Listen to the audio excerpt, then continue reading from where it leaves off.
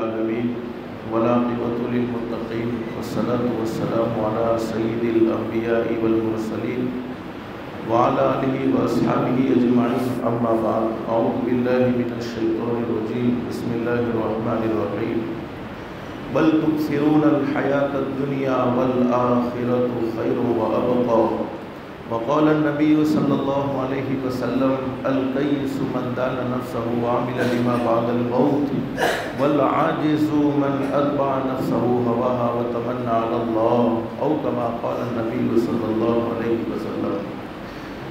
اللہ کا ہم سب پر بہت بڑا احسان اور بہت بڑا کرم ہے کہ اللہ نے ہم سب کو تھوڑی دیر کے لیے اپنے گھر میں یعنی مسجد میں جمع فرمایا۔ دعا کرو اللہ ہم سب کے جمع ہونے کو قبول فرمائے۔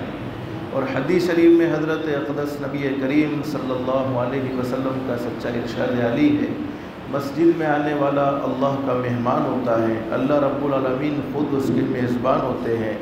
اللہ سے دل سے دعا کر لو اللہ تو نے اپنے فضل و کرم سے اپنی رحمت سے ہمیں مسجد میں بلایا ہے، اللہ کے لیے کوئی مشکل نہیں، اللہ ہم سب کو جنت الفردوس میں بھی جمع فرمائے۔ حضرت مولانا عمران صاحب کسی عذر کی وجہ سے نہیں آ سکے ہیں، اس لیے مختصر باتیں کرسی میں نے اسی لیے نہیں لی کہ آپ ڈر نہ جاوے کہ کوئی لمبا بیان ہو جائے گا، اس لیے مختصر بات کرنے کے لیے کھڑے کھڑے بات کرنا مناسب سمجھا ہے۔ بس جتنی بھی باتیں ہم سنیں اللہ ہم سب کو عمل کی توفیق نصیب فرمائے۔ سننا اور سنانا تو بہت سی مرتبہ ہو رہا ہے، نہیں ہوتا تو زندگی میں عمل نہیں ہوتا، اور اصل زندگی بنتی ہے، زندگی سنورتی ہے، عمل سے سنورتی ہے۔ تھوڑا سنو لیکن عمل کرو۔ صحابہ کرام کی عادت شریفہ یہی تھی، ایک بات سنتے تھے فوراً اس کو اپنی زندگی میں عمل کرنا شروع کر دیتے تھے، جس کی وجہ سے ان کی زندگیاں سنور گئی تھی۔ اور قرآن کریم میں اللہ رب العالمین خوشخبری سناتے ہیں، کیا فرماتے اللہ؟ فبشر عباد، اللہ فرماتے میرے بندوں کو خوشخبری سناؤ۔ کون سے بندے؟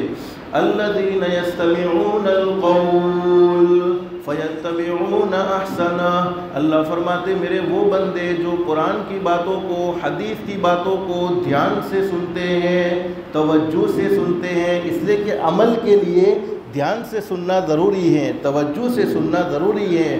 فرمایا میرے وہ بندے جو قرآن و حدیث کی باتوں کو دھیان سے سنتے ہیں، توجہ سے سنتے ہیں، پھر اس پر اچھا عمل کرتے ہیں، اپنی مرضی کا عمل نہیں، سنا تو تھا لیکن عمل اپنی مرضی کا نہیں، بلکہ جیسا اللہ چاہتے ہیں ویسا ہی عمل کرتے ہیں، جیسا اللہ نے عمل کرنے کو کہا ہے ویسا ہی عمل کرتے ہیں۔ اب انعام کیا ملے گا؟ تو قرآن کریم میں اللہ رب العالمین فرماتے ہیں اولئک الذین ھداھم اللہ واولئک ھم اولو الالباب، اللہ فرماتے میرے بندو تم سن کر زمین پر عمل کی نیت کرو گے، تم سن کر زمین پر عمل کا ارادہ کرو گے، میں رب العالمین آسمانوں پر تمہارے لیے ہدایت کے فیصلے کر دوں گا۔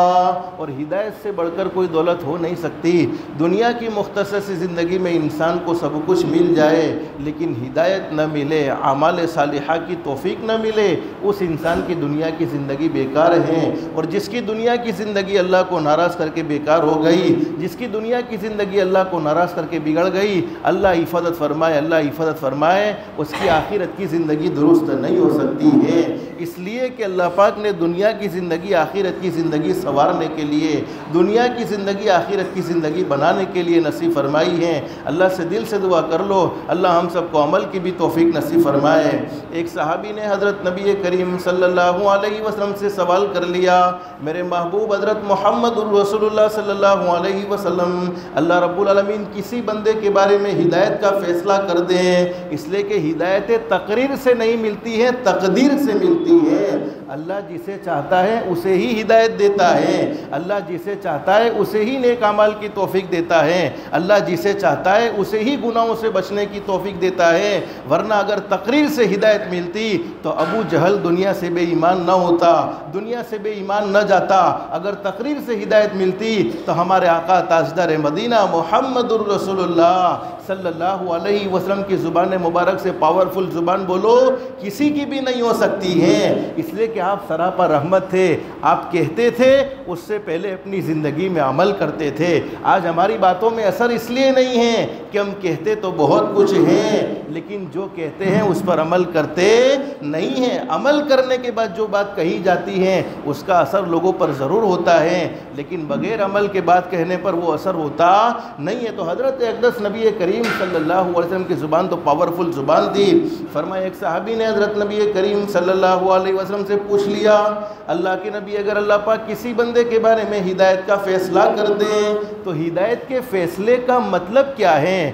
جس بندے کو اللہ پاک ہدایت دینا چاہیں، اور ایک حدیث میں ہمارے نبی حضرت محمد رسول اللہ صلی اللہ علیہ وسلم نے ارشاد فرمایا جب اللہ رب العالمین کسی بندے سے محبت کرتا ہے اور جس بندے سے اللہ محبت کرتے ہیں، حدیث شریف میں موجود ہیں کہ آسمان کے فرشتوں کے سردار یعنی جبریل امین بھی اس بندے سے محبت کرتے ہیں اور جبریل امین تمام کے تمام فرشتوں میں اعلان کر دیتے ہیں، بخاری شریف میں یہ روایت موجود ہے، اللہ اس بندے سے محبت کرتے ہیں، آسمان کے فرشتوں تم بھی فلانے سے محبت کرو، یہاں تک کہ زمین والے لوگ بھی اسے چاہنے لگتے ہیں۔ اور جو اللہ کی نظروں سے گر جائے بولو وہ مخلوق میں اونچا ہو سکتا نہیں ہے۔ حدیث شریف میں ہمارے نبی نے فرمایا کہ جب اللہ پاک کسی بندے سے محبت کرتے ہیں تو اسے بہترین اوقات میں بہترین اعمال کی توفیق نصیب فرماتے ہیں۔ بولو یہ زندگی کے اوقات بہترین ہیں یا نہیں؟ جن لوگوں کو اللہ پاک نے بیماری میں مبتلا کیا ہے ان سے جا کر پوچھو کہ صحت کتنی بڑی اور کتنی زبردست اللہ کی نعمت ہے۔ جن لوگوں کو اللہ پاک نے پریشانیوں میں مبتلا کیا ہے ان سے جا کر پوچھو کہ راحت اللہ کی کتنی بڑی نعمت ہے۔ جن لوگوں کو اللہ پاک نے مشغولی میں پھنسا دیا ہے ان لوگوں سے جا کر پوچھو کہ فرصت اللہ کی کتنی بڑی نعمت ہے۔ آج ہم اپنی زندگی میں فرصت کی قدر نہیں کرتے ہیں، صحت کی قدر نہیں کرتے ہیں، تندرستی کی قدر نہیں کرتے ہیں، اللہ نے مال دیا ہے مال کی قدر نہیں کرتے ہیں، یہاں تک کہ ہمارے نبی حضرت محمد رسول اللہ صلی اللہ علیہ وسلم کا فرمان، صحیح فرمان بخاری شریف میں حدیث موجود، ہمارے نبی حضرت محمد رسول اللہ صلی اللہ علیہ وسلم نے فرمایا میرے امتیوں سن لو، مالداری کی قدر غریبی آنے سے پہلے کر لو، اس لیے کہ کوئی آدمی یہ دعویٰ نہیں کر سکتا ہے کہ میرے پاس مال ہے تو وہ مال ہمیشہ رہے گا، ممکن ہے کہ مال اسے چھوڑ کر چلا جائے یا اسے مال کو چھوڑ کر چلے جانا پڑے۔ پھر فرمایا نبی کریم صلی اللہ علیہ وسلم نے صحت اور تندرستی کی قدر، اللہ پاک نے صحت دی ہے تندرستی دی ہے، ابھی صحیح سالی میں چلنے کے بھی قابل ہیں، بیٹھنے کے بھی قابل ہیں، اٹھنے کے بھی قابل ہیں، کسی کے محتاج نہیں ہیں، تندرستی کی قدر بیماری آنے سے پہلے کر لو۔ اور ہمارے نبی حضرت محمد رسول اللہ صلی اللہ علیہ وسلم نے ارشاد فرمایا فرصت کی قدر مشغولی آنے سے پہلے کر لو، اللہ نے فری رکھا ہے۔ تو یہ مشغولی علماء نے لکھا ہے کہ وقت سونے سے یعنی گولڈ سے بھی زیادہ قیمتی ہے۔ ایک آدمی اگر بے احتیاطی میں گولڈ کو یعنی سونے کو گوا دے، سونے کو ضائع کر دیں تو وہ واپس محنت کر کے جتنا سونا گوایا ہے اس سے ڈبل حاصل کرنے کی بولو کوشش کر سکتا ہے، اور اس کے لیے کرنا بولو ناممکن بھی نہیں ہے، بالکل وہ کر سکتا ہے، لیکن وقت ایک مرتبہ ہاتھ سے چلا جاتا ہے، پھر پوری زندگی مال خرچ کر دیا جائے، پوری زندگی کا سونا خرچ کر دیا جائے وہ، لیکن گیا ہوا وقت بولو واپس آتا نہیں ہے۔ پھر ہمارے نبی حضرت محمد رسول اللہ صلی اللہ علیہ وسلم نے فرمایا میرے امتیوں سن لو، زندگی کی قدر موت آنے سے پہلے کر لو، یہ زندگی کا چراغ ایک نہ ایک دن بجھ جائے گا۔ اور قرآن کریم کی جس آیت کریمہ کو میں نے آپ کے سامنے پڑھا ہے اس آیت کریمہ میں اللہ پاک نے ہمیں یہی پیغام دیا ہے۔ اللہ پاک ہماری ایک بیماری ہمارے سامنے ذکر کرتے ہیں، ہر انسان کے اندر کچھ نہ کچھ بولو بیماری ہوتی ہے، کچھ خوبیاں ہوتی ہیں، کچھ خامیاں ہوتی ہیں۔ پرفیکٹڈ آدمی بولو کوئی ہو سکتا نہیں ہے، پرفیکٹڈ وہ لوگ تھے جن کو اللہ پاک نے نبوت سے سرفراز فرمایا، یعنی انبیاء کرام کی جماعت کے علاوہ کوئی جماعت پرفیکٹڈ ہو سکتی نہیں ہے، ہر ایک کے اندر کچھ نہ کچھ کمزوری ہوتی ہے، کچھ نہ کچھ خامی ضرور ہوتی ہے اور کچھ نہ کچھ خوبی ضرور ہوتی ہے، لیکن قرآن کریم کی اس آیت کریمہ میں اللہ پاک ہمیں یہ پیغام دیتے ہیں میرے بندو تم میں ایک بڑی زبردست کمزوری ہے، کمزوری کیا ہے؟ بل تؤثرون الحیات الدنیا، جب تمہارے سامنے آخرت کا تقاضا ہوتا ہے، جب تمہارے سامنے دنیا کا تقاضا ہوتا ہے، ایک طرف آخرت ہے ایک طرف دنیا ہے، تو تم دنیا کے تقاضے کو آگے رکھتے ہو اور آخرت کے تقاضے کو پیچھے چھوڑ دیتے ہو۔ اور آج میں اپنی زندگی کا جائزہ لے لوں کہ ہم نے دنیا کے تقاضے کو آگے رکھا ہے یا آخرت کے تقاضے کو آگے رکھا ہے۔ لیکن آگے اللہ قرآن کریم میں سمجھاتے ہیں والآخرۃ خیر وابقیٰ، میرے بندو جس آخرت سے تم غافل ہو چکے ہو، حقیقت یہ ہے کہ یہ آخرت تو سکون و اطمینان کی جگہ ہے، یہ آخرت تو راحت کی جگہ ہے، بس دنیا کی زندگی میں تھوڑا بہت اپنی ذات کو کنٹرول کرنا ہے۔ اسی لیے تو حضرت علی رضی اللہ عنہ فرماتے ہیں جنت میں جانے کے لیے کوئی لمبے چوڑے راستے کوئی اختیار کرنے کی ضرورت نہیں ہے، بس 2 قدم کا راستہ، ایک قدم اپنے نفس پر رکھ لو، دوسرا قدم انشاءاللہ سیدھا جنت میں چلا جائے گا۔ تو ہمارے نبی سے ایک صحابی سے پوچھا، ایک صحابی نے ہمارے نبی سے پوچھا، اللہ کے نبی، اللہ پاک کسی بندے کے بارے میں ہدایت کا فیصلہ کر دے، آج کی اس مجلس میں ہم اللہ سے دعا مانگیں گے، کہہ دو انشاءاللہ اللہ ہم سب کو ہدایت کی دولت سے مالا مال فرمائے اور اعمال صالحہ کی اللہ پاک ہم سب کو توفیق نصیب فرمائے۔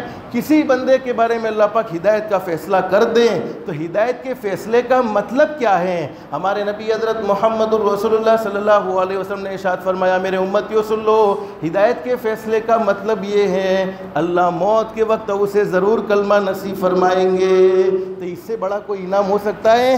جیسی ہماری زندگی ہوگی ویسی ہی ہماری موت آئے گی، زندگی جیسی جئیں گے۔ ابھی ہمارے علماء کرام کے درمیان میں ایک چرچا ہوا، ایک مذاکرہ ہوا کہ آج لوگوں کو یہ بات تو ضرور معلوم ہے کہ مرنا ہے، بولو ہر کسی کو معلوم ہے یا نہیں؟ مرنا ہے، اور مرنے کے بعد کیا ہونا ہے وہ بھی سب کو معلوم ہے، ہر کوئی جانتا ہے کہ سب سے پہلی منزل قبر کی ہوگی، پھر جنت کا سامنا، جہنم کا سامنا، میدان محشر کا سامنا، حساب کتاب کا سامنا، ہر کوئی جانتا ہے۔ ہم بھولے ہیں تو یہ بھولے ہیں کہ زندگی میں جینا کیسے ہیں، جینے کا طریقہ بھول چکے ہیں، اور یہ اللہ کی راہ میں نکلیں گے، اپنے وقت کو قربان کریں گے، اپنی جان کو قربان کریں گے، اپنے مال کو قربان کریں گے، اپنے جذبات کو قربان کریں گے، تو اللہ کی ذات علی سے امید ہے اللہ پاک ہمیں جینے کا طریقہ سکھلائے گا، جینے کا سلیقہ سکھلائے گا۔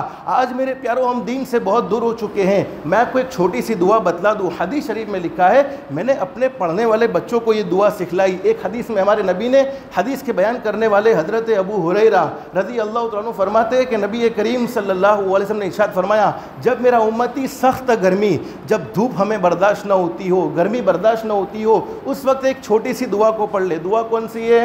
لا الہ الا اللہ۔ اتنا تو ہر ایک کو یاد ہوگا، لیکن آگے یاد کرنی پڑے گی، دعا ہر ایک کو یاد نہیں ہوگی۔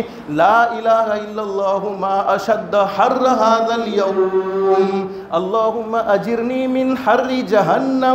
حدیث شریف میں لکھا ہے کہ جب میرا کوئی امتی ایک مرتبہ یہ دعا پڑھ لے، اللہ پاک جہنم سے فرماتے ہیں، جہنم میرے اس بندے کو دنیا کی گرمی برداشت نہیں ہوئی ہے، میرا یہ بندہ جہنم کی گرمی کو بھی برداشت بولو نہیں کر سکے گا، جہنم تو گوار ہے نا، میں نے میرے اس بندے پر تجھے حرام کر دیا ہے، یعنی تجھے یہ بندہ تیرے حوالے ہو سکتا نہیں ہے۔ پھر میں نے بچوں سے پوچھا کہ بتاؤ بیٹا جہنم کیا ہوتا ہے؟